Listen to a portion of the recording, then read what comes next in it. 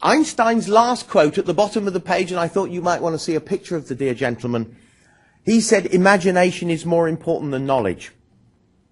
Now, it's interesting, isn't it, that when we talk about operacy, it's about managing thinking and managing thinking about doing. That is also about managing knowledge.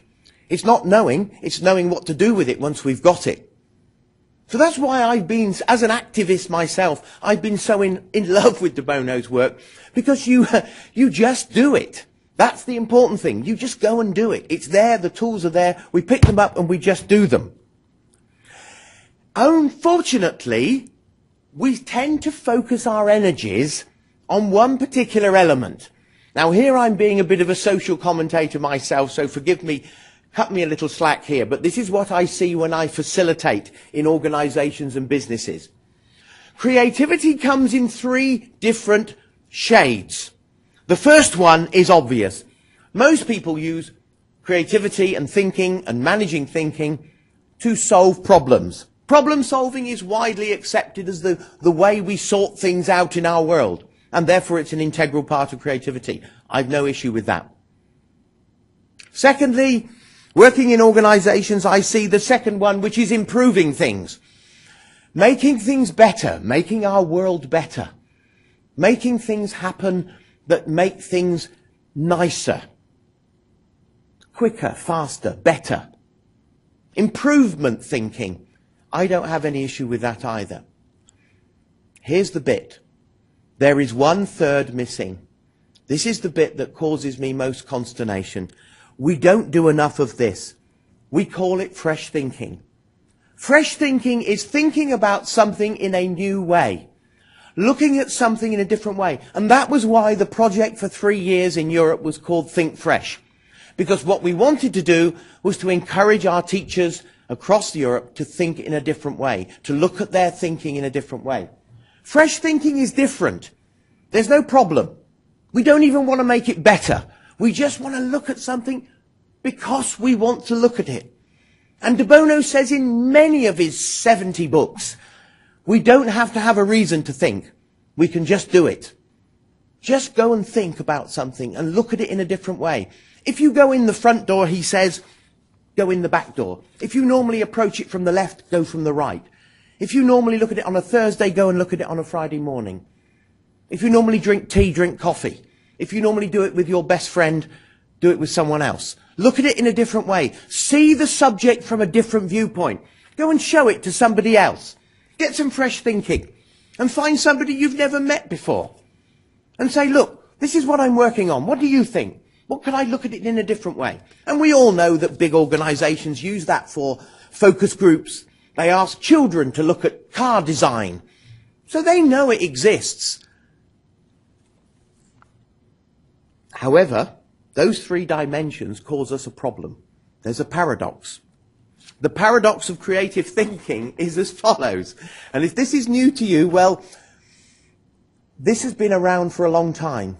Probably since our brains first evolved. First statement. To find new ideas, we need to be creative. No one will argue with that. It's quite logical and rational. The next bit is, the brain is not designed to be creative.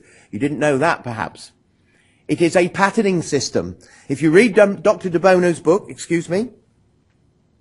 when he wrote The Mechanism of Mind in 1969, he said the brain is a patterning system. It organizes the world around it. Otherwise, every day we would have to get up and learn the world. So this Mechanism of Mind book suggested to the world at large that the brain doesn't like to break out of patterns and be creative. Hey presto, guess what happens? People around the world say this is a revelation. Murray Gell-Mann, the inventor of the quark, the subatomic particle, said this book was 15 years ahead of its time. It showed us that we are not so good at seeing perception shifts and paradigm changes because our brain doesn't like it. Our brain rejects it if it doesn't fit the patterning system. So that brings me to the third part of the paradox, which is we need tools and techniques to help us. That's exactly what we do, and my colleagues here from Queensland are going to explain exactly the same, that tools and techniques are here to help. And of course, if you go to those primeval history books about the way in which people talk about way man uses tools. This is a very simple, functional part of what we do as people. And so what we've got is this need to be creative. What we need are tools to help us. Now, the interesting element, of course, is perception. Perception is the key point here. We want to be creative. Oh, yes, we want to be creative. We need to be creative. Oh, yes, we need to be creative. Okay, be creative then. And sometimes we just sit and stare.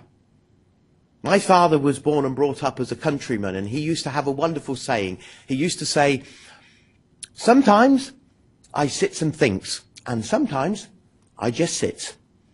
And sometimes we can sit with a problem for ages and think, and then we realize we're not really thinking at all. We're just sitting. We're just waiting for something to happen.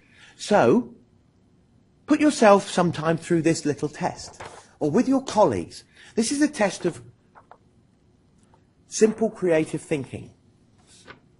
Take a piece of A4 paper and tear a hole in it of sufficient size to put the whole of your real, actual body through. Now, I see smiles around the room because some of my past visits here have included a demonstration of how to do this. Please remember, you can find the answer. I'm not going to give it to you this morning. That's part of the challenge of the day. I will be around today and tomorrow, so you may approach me if you wish any assistance. But it mustn't have any joins in it, that piece of paper. No glue, no staples, no sticky back plastic, nothing at all. Just a piece of paper with an edge all the way round, unbroken. Big enough for you to step your real body through. In other words, a big loop of paper from a piece of A4. It is possible. And if you want a little hint,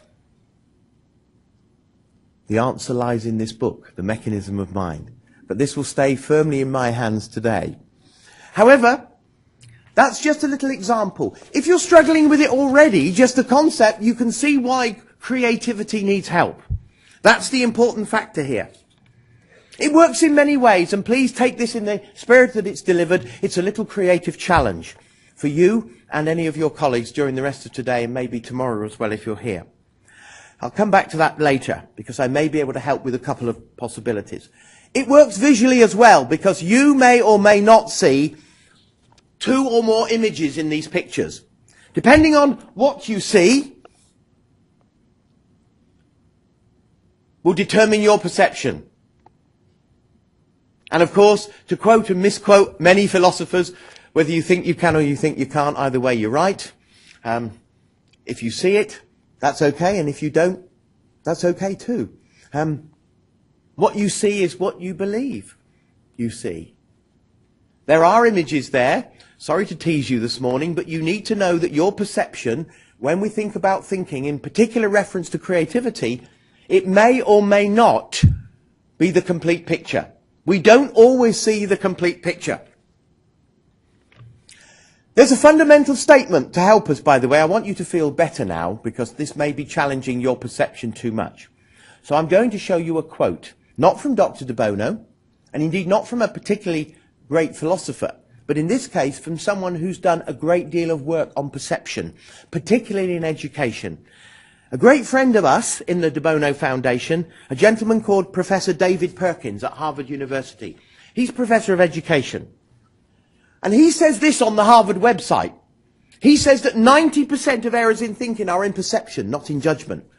We don't make mistakes when our judgment is well provided with the clear picture.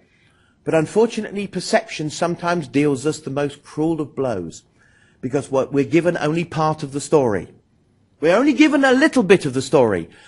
And ladies and gentlemen, if you'd like to know how that happens, listen to any joke teller, any storyteller, and you will know that the twist is in the tail.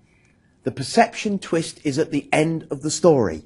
And therefore, our perception has been taken for a ride. We are an open book when it comes to perception shifts, because people can tell us something and we think something and it's actually something else. Because if I say the word key to you now, picture a key, picture it in your mind so you can draw it. What's it made of? I wonder how many people have them made of stone and a ship is tied up to that key. I wonder how many were opening doors with theirs made of metal or wood. There in itself is the shift of perception. So with David Perkins' stuff in mind, we ought to consult our good and dear friend Dr. De Bono. Let's ask Dr. De Bono, what would he say